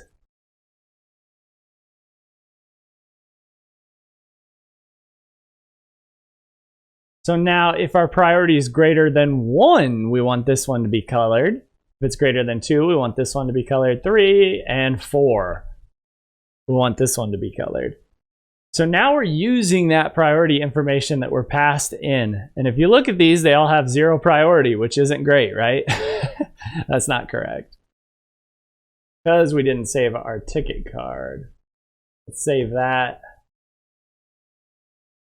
And now you can see it's dynamic. So this part should be updating. So we have a hardware problem. One has 5 stars and one has 2 stars. And if we go here, we have a hardware problem. One has 5 stars and the other has 2 stars. So that makes sense. Or 2 fires. Stars and my fires used. So the priority display should be hooked up. Let's go back to our card. Right here, we can go ahead and update our ticket header as well. So let's use curly brackets and do ticket.title. Here, we can do curly brackets, do ticket.description. Those should update now. See, now we're getting dynamic data here as well. Our statuses aren't correct. Our progress bar isn't correct. That's okay. We got to go back and create a delete block. You can't delete tickets right now. So we got our title. We got our description. For the time, this one's going to be a little unique. It's going to be a timestamp right now, but let's use curly brackets and let's do ticket dot. Look at our database. It's called created at. You could use the update as well, I guess. Created at. So that should show up now. You'll see we got this pretty timestamp. We'll deal with that in a moment. And our progress display, we want to pass in our progress. So that progress will be equal to ticket.progress. And our status is the same way. We want it to status equal ticket.status. So now these won't show up yet, obviously. We have to enter the actual data on the ticket. So let's open up progress display. Following the same format, we want to destructure our progress. And now instead of hard coding in 75 here, so instead of hard coding this in, we want to use backticks. And then we can do $ and pass it whatever our progress variable is. We still need the % here. So that should be done. Go back to our ticket card, control click our status. So here, we want to use our status instead. So we're destructuring our status. And then here, instead of done, we want to be whatever our status is. Now, if we look at this, I remember only one had progress on it, so that looks like it's correct. And you'll see not started and started are both correct, so the statuses are correct. However, they're not the right color, so we got a little more work to do here. You can do this a bunch of different ways. Let's create a function. Let's say this is getColor. We're going to pass in the status. Set this equal to status. Like that. Again, we'll create a color. So we'll say let color equals, we can do BG slate 700 as our default. And then let's do a switch case. So we'll take our status and dot to lowercase. This is just to be careful in case we get past an uppercase status or something like that. Now here we can have a case if it's done. We want the color to equal BG-green-200, which is the color it's using right now. And let's go ahead and return that color. Then our case if it is started. So we'll say that case is the color will equal BG-yellow-200. And then we'll return the color. That, a colon there. Control S will get all formatted. You're noticing I'm getting sloppy because of this prettier. We'll say not started is our last status. The color will equal BG red 200 because we need to start that as soon as possible. We'll return the color. And if none of these execute, we can just return the original color that we set above. Oops, don't put that there. After your switch case. So one of these returns should hit in our case. If not, we just do the gray background default or whatever it is there. Now, if we slide over, now we don't want to hard code in this 200, right? So we want to utilize our function. So what we can do is change these to backticks, like so. Make sure you delete out the extra one. We can highlight all of this, put it inside curly brackets, like that. We want to delete out the background color of green. We don't want that anymore. We'll do $ curly brackets, so now we can inject a variable here. We can do getColor. We can pass in our status. That should be it. So it should look something like this. getColor and status with it wrapped around like that. Let's see if it worked. And now we got our correct colors. We are making crazy progress here. So we got our priority. We got everything on the ticket formatted except the date time. I'll show you kind of a neat way to take care of that. So back in our ticket card, let's create a cute little function to format our timestamp. So let's say const format timestamp equals, we'll pass it a timestamp. Do something like that. So for this, we need to set some options of how we want it to look. So totally up to you, but let's do year of numeric. Let's do month of 2-digit. So we'll do a 2-digit month. Let's copy this. We'll do day, hour, and minute. So after month, let's do day, hour, and minute. And then let's also, after this, let's say hour 12 equals true. So this is going to give us the options of how we want our date to look. Again, obviously, you can do whatever you want. Let's set a const date equals new date, and let's pass in our timestamp. So now we have a date object that matches our timestamp that we set. And now let's format it. Formatted date equals date.to local string, like this. en.us or whatever you want to format it to. Let's do comma and then pass in our options. Now, the most important thing in any function, if you need data back, is returning the data. I don't know, should this not have two T's? Is that spelled right? Formatted? I don't think formatted has two T's. So we're returning that formatted date. So now instead of using this pure timestamp here, so we use this ticket created at, instead of that, we can call our formatted timestamp and pass in that timestamp. Now if we take a look at this, this looks much better. So now we have our tickets working. We have all the data showing up. We can create tickets. Now we need to be able to update and delete tickets as well. So that's what we're going to cover next. All right. So we still have two functions of our CRUD application that are not functioning yet. We need to create our delete function and our update function as well. Let's go ahead and tackle delete first. I think it's a bit easier.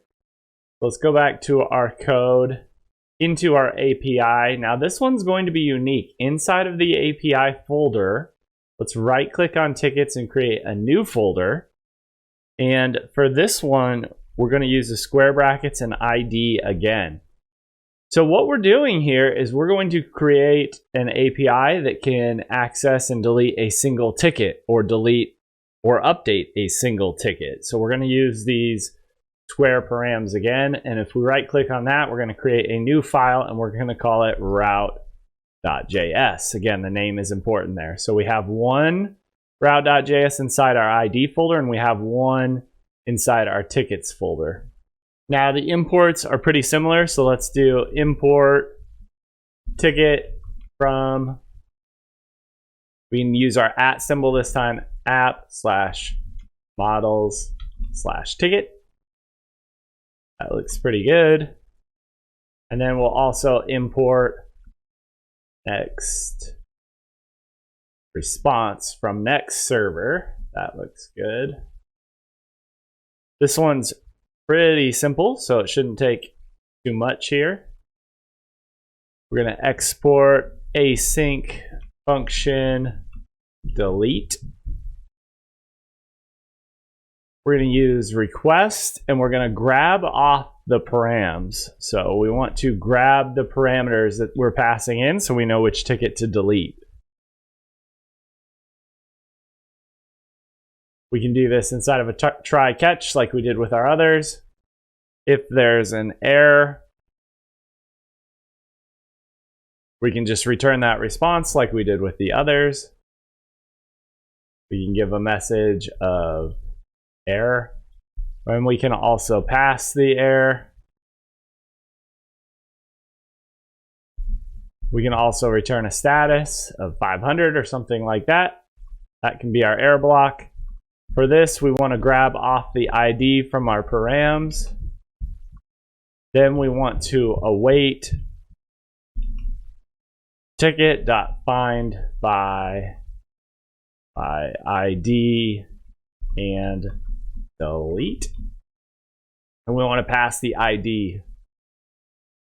Then if that's all executes, we can do next response again. We can copy this. For our message, we want ticket deleted. Don't need the error.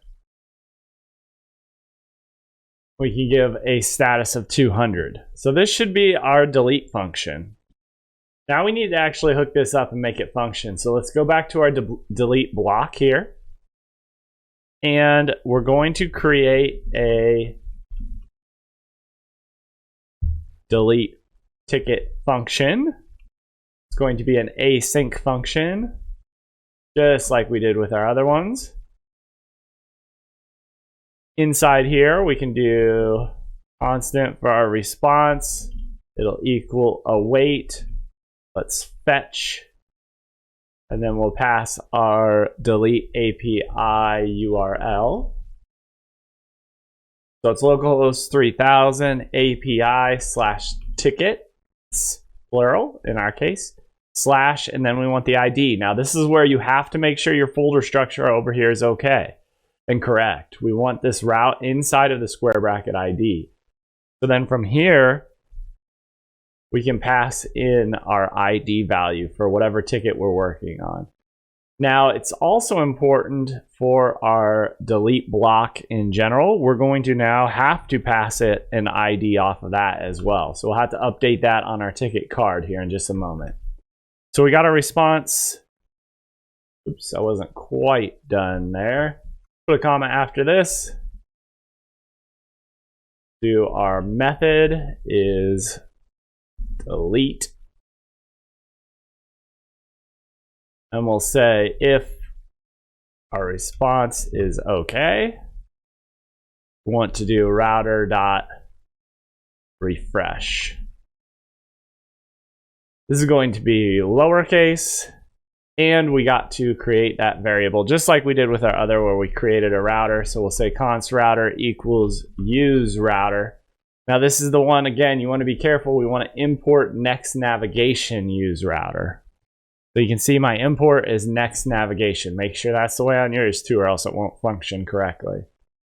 Now we need to call this function. So we'll say on click equals delete ticket. Bam, now this is functioning, but we're not at the moment passing in an ID, so we're gonna have to fix that. So let's go back to our ticket card. And inside the delete block, now we need to pass an ID. So we can say the ID equals our ticket dot underscore ID. So this is saved in underscore ID in MongoDB. Save that. Let's go back to our delete block. We have an error here. This is because we're trying to use an interactive component. So we need to use client-side JavaScript. So we need to explicitly say we want to use the client up here.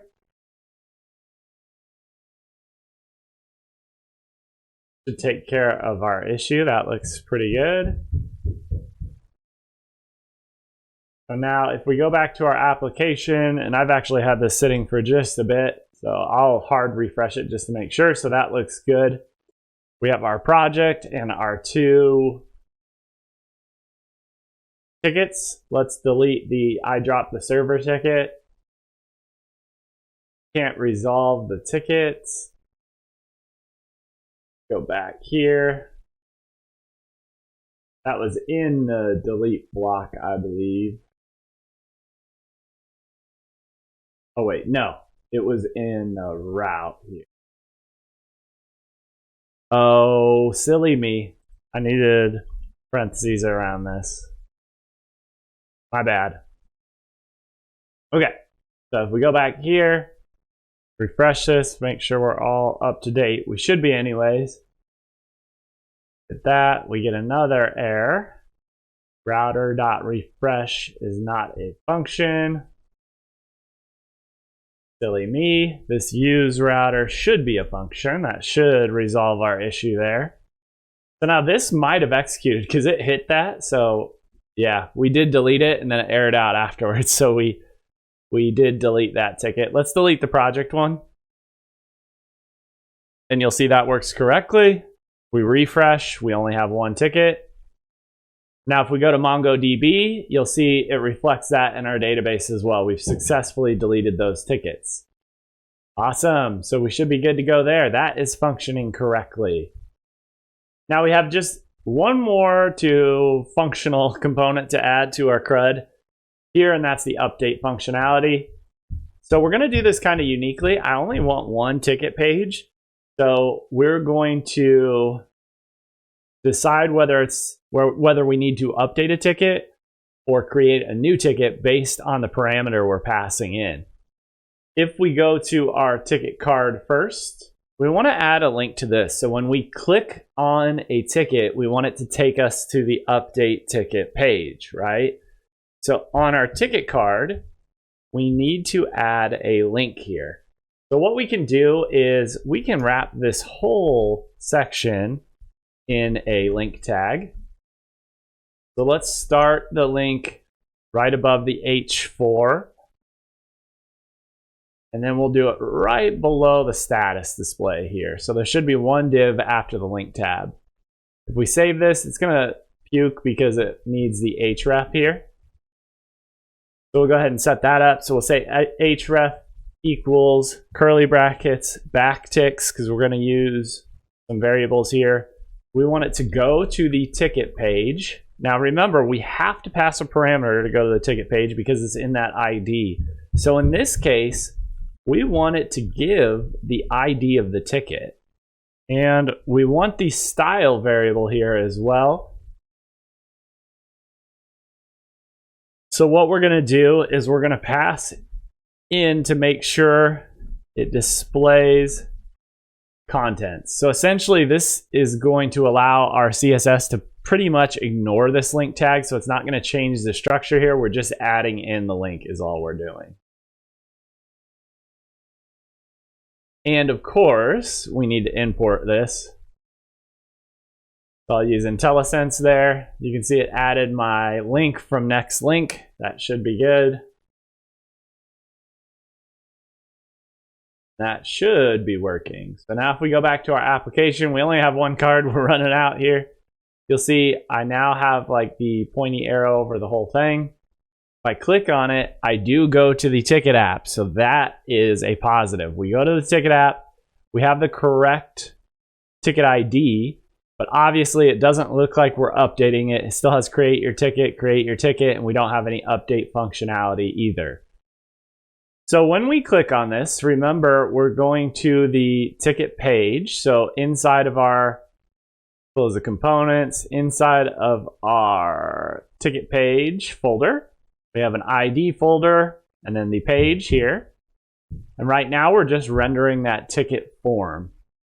We're still going to pull off the params. We definitely need those now. And then inside of this, we're going to create a constant called edit mode. So this is going to tell us if we're editing a ticket or if it's a new ticket that we're trying to create.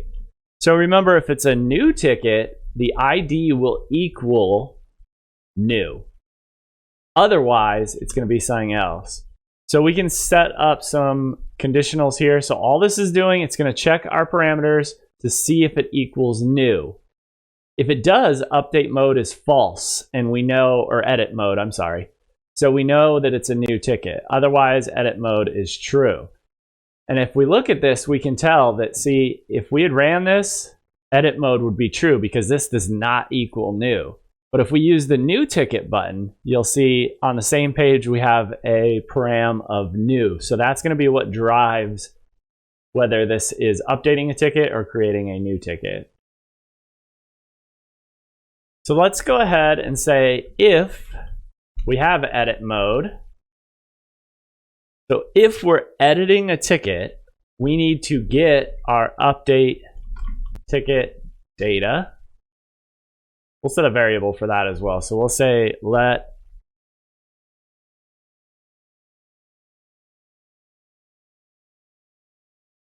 data equal blank object like this.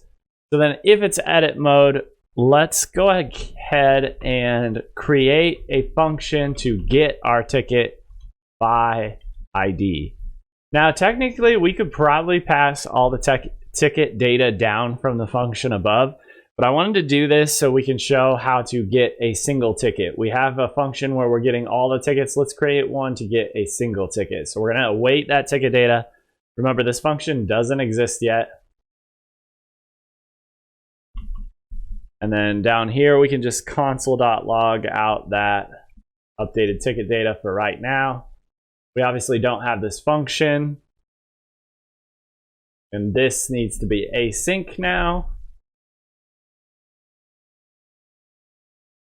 Then up here, we can do const get ticket by ID.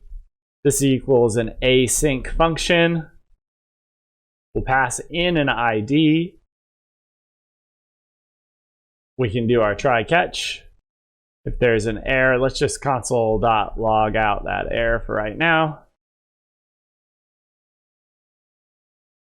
We'll await our fetch. Let's use backticks again because we're going to pass in that variable http://localhost:3000/tickets/$ID.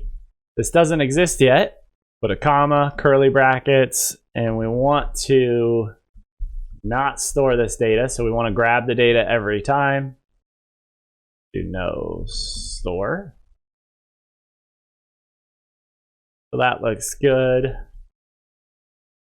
Let's do it this way, actually, instead of the try catch block. Let's say if the response isn't okay, then we want to throw a new error.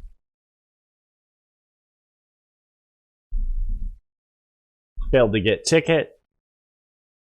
So we can actually kill this try catch. Like that. And we'll just throw a new error if we don't get it. Otherwise, we want to return our response.json like that. Okay, so now we have this all, but this API does not exist yet, so we need to create that. Don't worry, it's very easy. So we're inside the route.js, inside the square bracket ID folder, remember. That's very important. We're needing to use the ID again with this one. So on top here, let's create export async function get. We're going to get some requests. We're going to get params this time as well. Off of those params, we can grab our ID, very similar to what we did for the delete. We'll grab our params. We can get our found ticket data and set it equal to await ticket.find one, where the underscore ID is equal to the ID param we grabbed above. So it's going to find our specific ticket. And then we want to return next response.json. Let's return the found ticket. And let's also return a status of 200. I guess to stay consistent, we should put this in a try catch as well. Let's copy all this jazz. Put it inside of our try. And then our error is going to be the same. So let's copy that, paste that. That looks pretty good. Okay, so now we should be able to get our ticket data, and it should console.log it out. Now this is going to be on the server side. So it should go in our terminal inside Visual Studio Code, I think. Click on that. It goes to this page. That all looks good. And you'll see it does have our found ticket data. Now you'll also notice it's inside a found ticket variable here.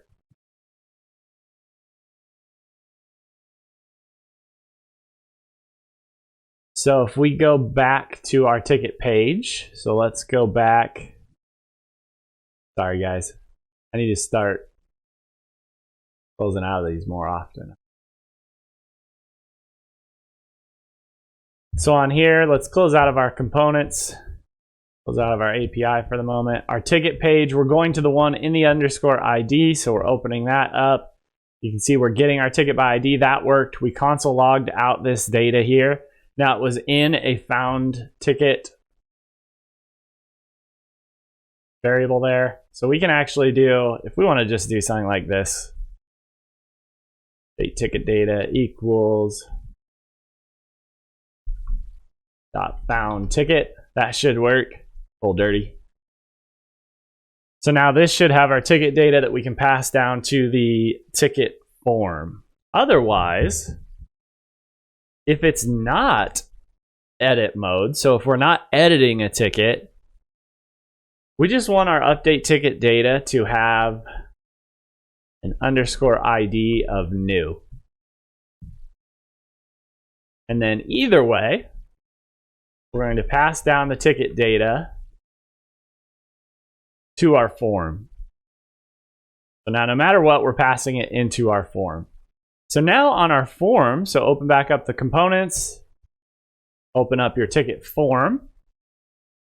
We can do some cool conditional rendering, and we can either update or create a new ticket based on the ticket information that we're passed here.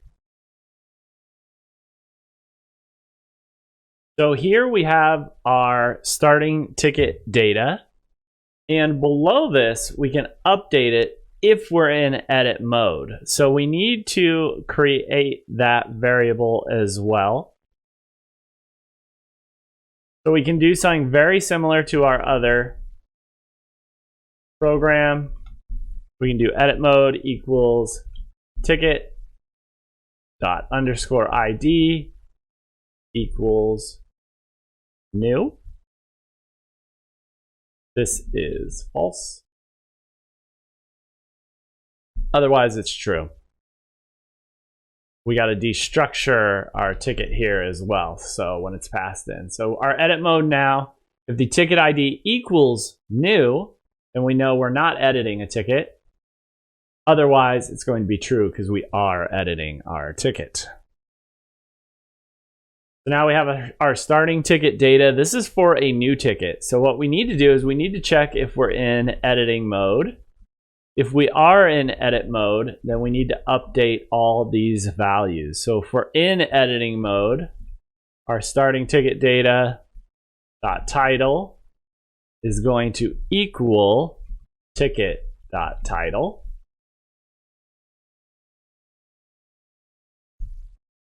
We're going to have a few of these. So we'll have description, priority, progress, status, and category. So we'll do description, priority,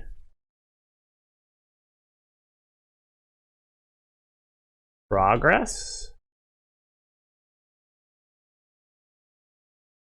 status,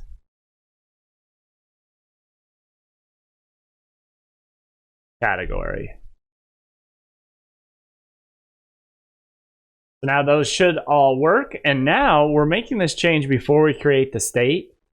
So the state should be updated if we're in edit mode here.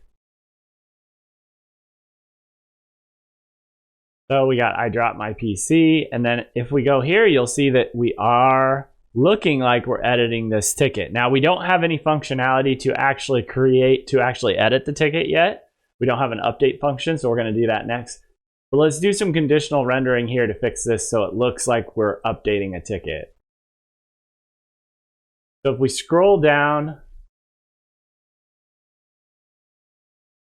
we have this H3 that says create your ticket. Let's make this a bit more dynamic depending on if we're editing or creating a ticket.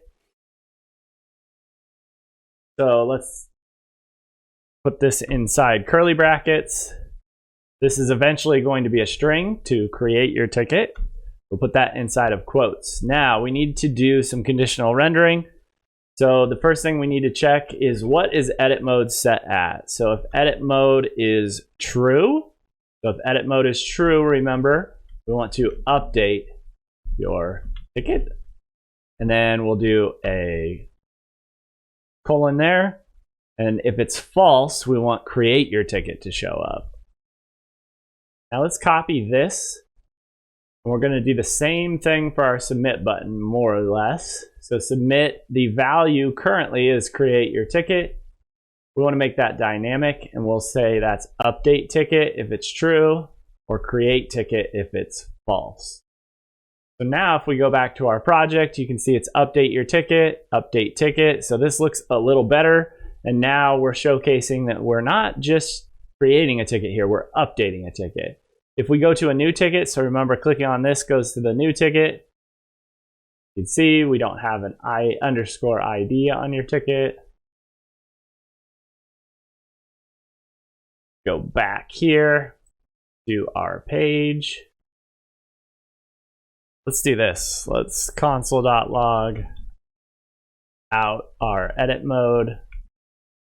And let's also do our update ticket data. See where we're messing this up. Update mode is false. Our _ID equals new. That did work now. Maybe it just hadn't updated yet. If I click on here, we got our update ticket. Go back here. Yeah, that's working now. Must have just not updated correctly. So we can delete this out. It is functioning. That looks good. So now let's go back to our ticket form. We need to change some things, right?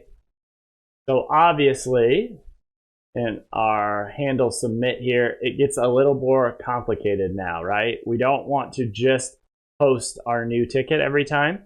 Because right now, even though we say update, it's not going to update the ticket. It's going to create a new ticket still. We need to fix that. So essentially, this first line is going to stay the same regardless. And we want to refresh and push our back to the dashboard regardless. So everything else will go inside an if statement. So if we're in edit mode, we want to do something else, right? We want to update our ticket. Else, we want to do all of this jazz. That's how it should look. Let's tuck everything inside this else statement for our creating of a new ticket. And then we just need to edit our new ticket. Actually, we can probably copy some of this. It's probably similar. Let's copy that. So now we'll just edit this first one to be our update. So for this, we're going to the tickets folder, but we're going one more directory because we have to pass in our ID. So we do $ like this, ticket._ID needs to be passed in. Now these need to be changed to backticks. So we can use that variable inside and then highlight all this and put it inside curly. No, we don't need to do that. Sorry. Yep, this should be good. So that looks good. And then instead of the post, we need to put. So we're going to update our data. Content type's the same. Our body can be the same with the form data being passed in. So that all looks pretty good, I think, actually. Simple. Failed to update ticket. How about that? Okay. Now back to our API inside the ID folder. Remember, we can't be on this base one. We need the one that's inside of the square bracket ID. Let's create our update function. I'm going to copy our delete, paste it below. I'm going to change this to put. We need our request. We need our params. We need our ID still. So that is good. But now we need to get our body data. So let's do const body equals await request.json and const ticket data. So we're going to pull it off of the body equals body.format data like that. That all looks good. Now let's go ahead and get our updated ticket or update our ticket. So let's do update ticket data equals await ticket dot find by ID and update. We're going to pass in the ID, which we grabbed off our params, remember? And we're going to destructure our ticket data, pass that in. That looks pretty good. For our success, we just want ticket updated. Then we'll send out our error. So that all looks great. Okay. A little scared to test it out, but we're good. So I'm going to go back to the dashboard. Do that. Did a hard refresh. Let's click our new button up here. So let's say creating a new ticket. Let's create a report database. This is a long-term project using a lot of resources. Good luck. Say this is a project. I just want to make sure the new ticket is still functioning. Let's make it a priority of 3 and maybe over 50%. We'll say it started. Let's create our ticket. You'll see that all looks good. That's all still functioning. But now I see this ticket is incorrect. It needs to be more important. Let's click on it. Now I can make it a priority 5.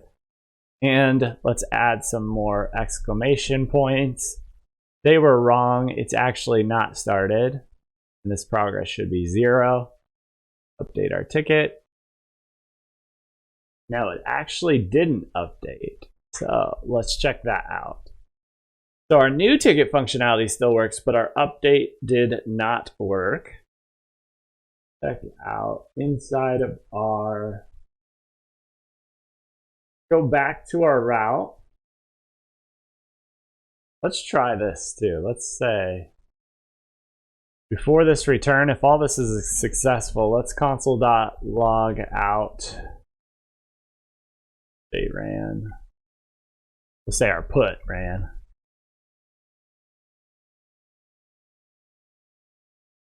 Okay,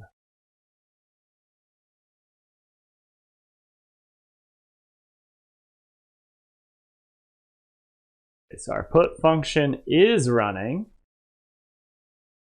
So this is probably something simple, but let's also check out our ticket data and make sure that's updating as well. Because maybe we're not passing it the right data.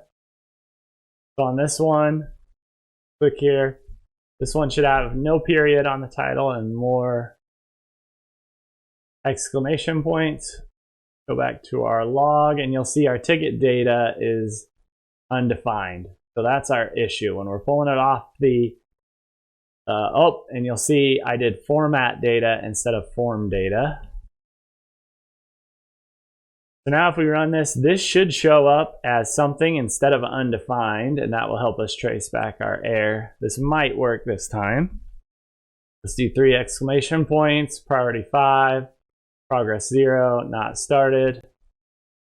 That looks better. So now we're updating our ticket. 3 exclamation points, 5 fires, super hot project. And you'll see that we're good to go there. We can create another ticket just to make sure our stuff still works. So say we spilled pop on my laptop. Won't work now. No idea why.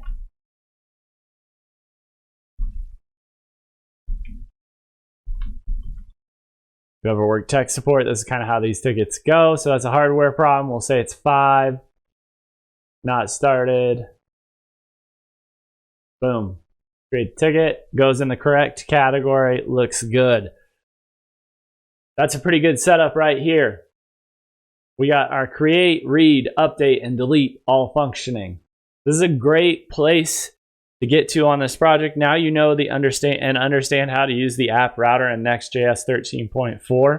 This is not a production ready application right now. We're sharing tickets with anybody who goes to it, and it's unprotected. We need to add authentication and a bunch of other stuff as well.